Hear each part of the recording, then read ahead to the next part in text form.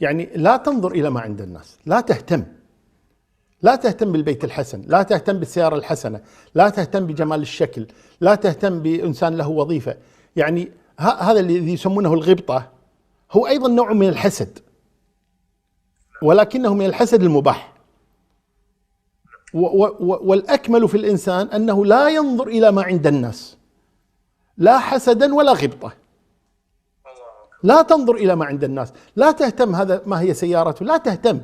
طيب مريت بسيارة جميلة جدا لا تلتفت إليها، صد عنها كأنك ما شفتها.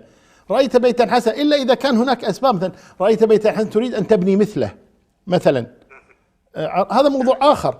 لكن رأيته أعجبك لا تهتم. هذه الدنيا زائلة والله لا قيمة لها. إن كانت الدنيا تعدل عند الله جناح بعوضة ما سقى الكافر منها شربة ماء، على كلام في الحديث في صحته وثبوته. لكن الحديث إن شاء الله أنه حسن، عرفت؟